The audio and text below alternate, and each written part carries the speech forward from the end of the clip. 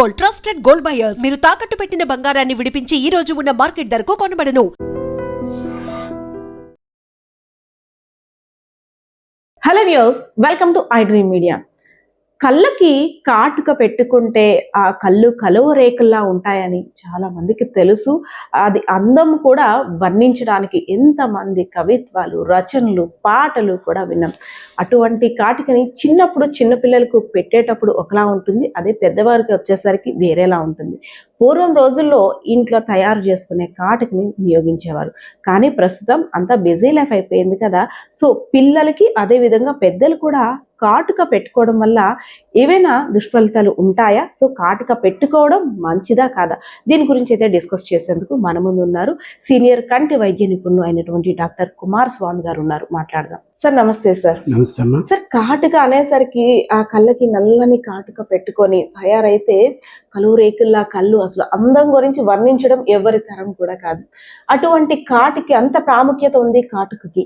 కానీ రీసెంట్గా కొన్ని కేసెస్ చూస్తున్నాం, కాటుక పెట్టొద్దని కొంతమంది డాక్టర్స్ అంటుంటుంటారు. అసలు కాటుక పిల్లలకు కానీ పెద్దలు కానీ పెట్టుకోవచ్చా, పెట్టుకోకూడదా సార్? కాటుక ఎస్పెషల్లీ పిల్లలకి పెట్టాల్సిన అవసరం లేదమ్మా, పెట్టకూడదు కూడా. చాలాసార్లు ఈ కాటుక కంటామినేటెడ్ కాటుకలేవి, ఈ కాజల్స్ అన్నీ కూడా కంటామినేటెడ్. కొంతమంది పిల్లల్ని తీసుకొస్తుంటారు, కాటుక పూర్తిగా రెండు కళ్ళు బాగా పులిమేస్తుంటారు. దీనివల్ల ఏంటంటే ఒకటి ఎలర్జీ బాగా వచ్చేస్తుంది. ఇదివరకు కంటే ఇప్పుడు ఎలర్జీ కంజక్టివిటీస్ చాలా ఎక్కువ. ఆ పిల్లలు అలా కళ్ళు రుద్దుతూనే ఉంటుంటారు. సో వీటిలో కొంత తయారు చేసింది మనకు తెలిసింది ఒక రకం ఉంటుంది, అది కాకుండా కెమికల్స్ రకరకాలు వాడుతున్నారు. ఇవి వాడితే ఇంకా ఎలర్జీ కంజక్టివిటీస్ ఇంకా ఎక్కువ రావడానికి అవకాశం ఉంటుంది. అదే మాదిరిగా కొంతమంది చంటి పిల్లలు పుట్టిన వెంటనే కన్నీళ్ళు రావు ఒక 2 వీక్స్ వరకు, కానీ ఒక్కొక్క కన్ను ఎప్పుడైనా నీళ్ళు కారుతూ ఉంటుంది. ఆ పర్టికులర్ అయ్యి డక్ట్ బ్లాక్ అయిపోతూ ఉంటుంది. అది కంజెంట్గా కొంతమందికి అది డక్ట్ బ్లాక్ అవుతుంది. అలాంటప్పుడు ఈ కాటుకు అప్లై చేస్తే మరి కాస్త బ్లాక్ అయిపోతుంది. మేము ఆ డక్ట్ వైపు కొద్దిగా మసాజ్ చేయమని చెప్తాం.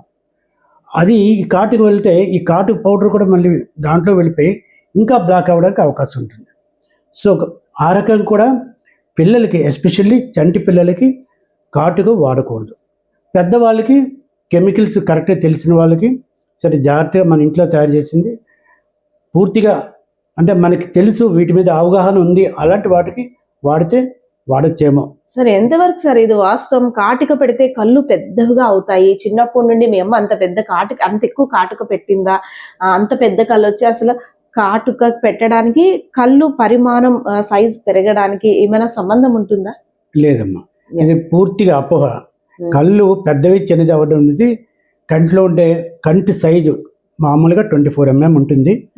అది కొంతమందికి కంటి వెనకాతల ఫ్యాట్ ఫుల్గా ఉంటే బయటికి బల్జ్ అయినట్టు అనిపిస్తుంది.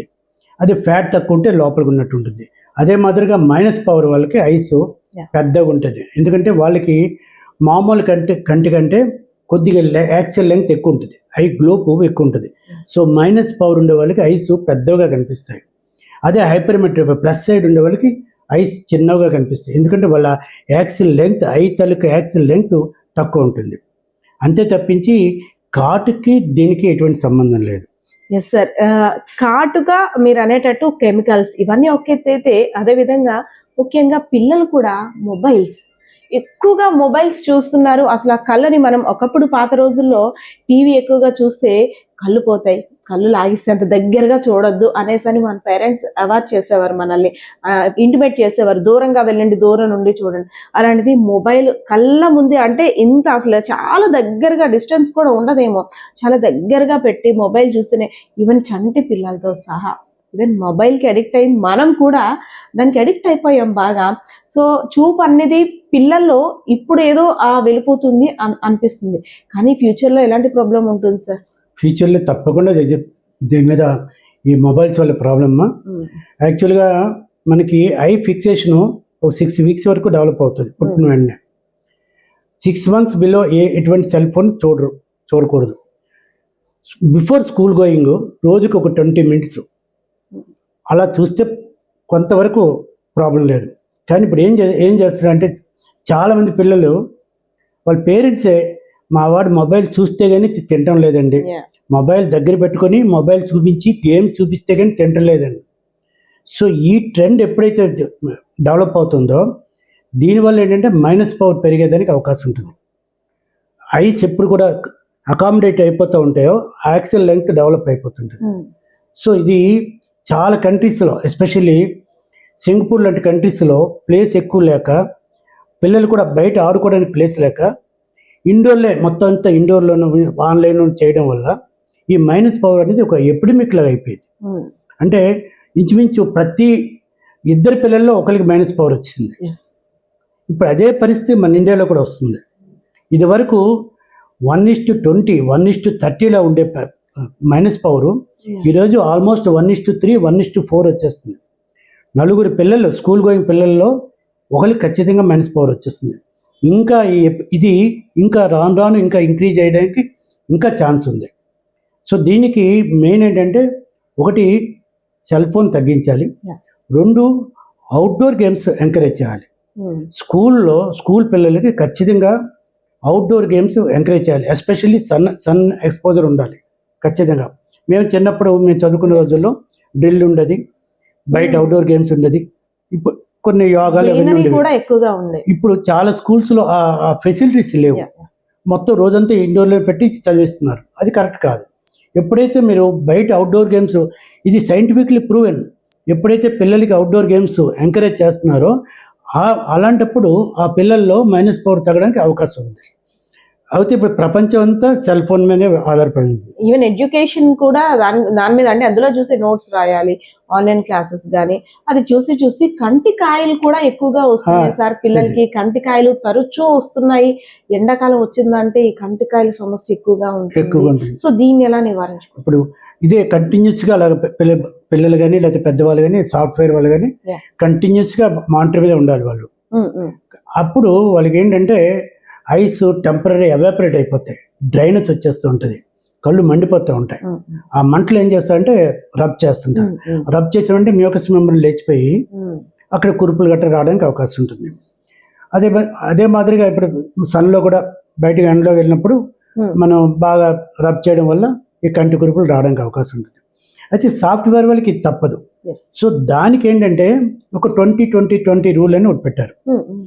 అంటే సిస్టమ్ చూస్తున్నప్పుడు ఎవ్రీ 20 మినిట్స్కి బ్రేక్ ఇచ్చి 20 సెకండ్స్ పాటు 20 మీటర్స్ డిస్టెన్స్ ఆబ్జెక్ట్ చూస్తే ఐస్ ఆ అకామిడేషన్ ఆ స్పాజమ్ అనేది రిలీవ్ అవుతుంది.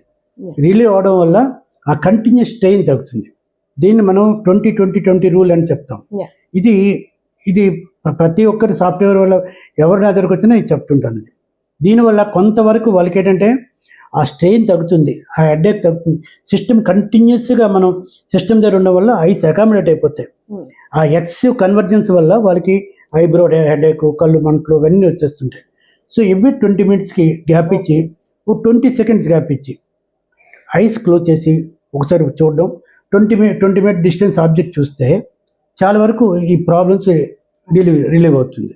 ఇది 20-20 రూల్ అంటారు. ఇది తప్పని పరిస్థితుల్లో ఇది చేయాలి.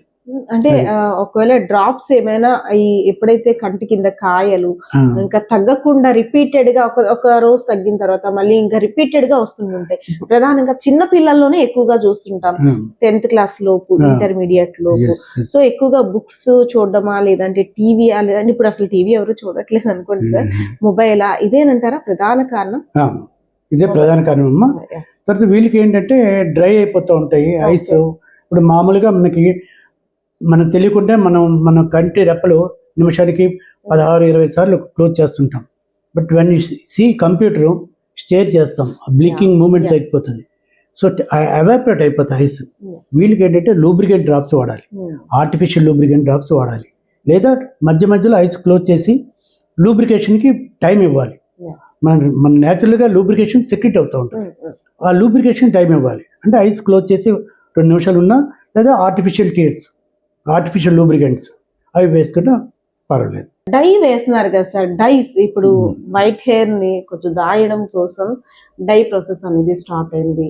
పెద్దలు వేసేటప్పుడు ఈ డై వేసేటప్పుడు ఒక్కొక్కసారి కళ్ళల్లో పడొచ్చు, లేదంటే స్నానం చేసేటప్పుడు అది వాష్ చేస్తున్న వాటర్ కూడా కంట్లో పడుతుంటుంది. సో దానివల్ల ప్రాబ్లం ఉంటుంది. చాలాసార్లు రోజుకి 20-30 మంది పేషెంట్స్ వస్తుంటారు ఎలర్జిక్ కంజక్టివిటీస్. ఈ డై రిలేటెడ్ ప్రాబ్లమ్స్ చాలాసార్లు తెలియకుండా మన చేతితో ఎలా అరుగుతుంటాం. అలర్జిక్ కంజక్టివిటీస్ చాలా మందికి వస్తుంటది. అదేంటంటే మనం వాళ్ళు చెప్తుంటాం మీరు డై మానేసేయండి అని. చాలా మంది ఒప్పుకోరు. కొన్నిసార్లు లేదంటే మాకు ఇది అలవాటే, చాలా కాలం చేస్తున్నాం ఆయన ఇప్పుడు వస్తుంది. But there is a strong relation between allergic conjunctivitis and hair dye. అందరి ఆలోచన డై అనేది హెయిర్ కి సంబంధించి, కానీ నాకు వచ్చిన ప్రాబ్లం కళ్ళుకి. సో రెండింటికి చాలా డిస్టెన్స్ ఉంది అనుకుంటున్నాను. హెయిర్ డై వల్ల అలర్జిక్ కంజక్టివిటీ వస్తుంది, టెంపుల్ పిగ్మెంటేషన్ కూడా వస్తుంది. Thank you so much. Yes, మన ఆరోగ్యం మన చేతుల్లోనే. కొన్ని చిట్కాలు పాటిస్తే మన కళ్ళని ఆరోగ్యంగా ఉంచడమే కాకుండా మనం కూడా ఆరోగ్యంగా ఉండొచ్చు అంటున్నారు సీనియర్ వైద్య నిపుణులైనటువంటి డాక్టర్ కుమార్ స్వామి గారు, సీనియర్ ఆప్థాలజిస్ట్. సో వ్యూవర్స్ చూసారు కదా, కొన్ని చిట్కాలు అయితే మాత్రం తప్పనిసరిగా మనం పాటించాల్సిన అవసరం ఉందని ఈ వీడియో చూసిన తర్వాత తెలుస్తుంది. కెమెరా పర్సన్ బాలకిషోర్తో పద్మ, ఐడ్రీమ్ మీడియా, విజయనగరం.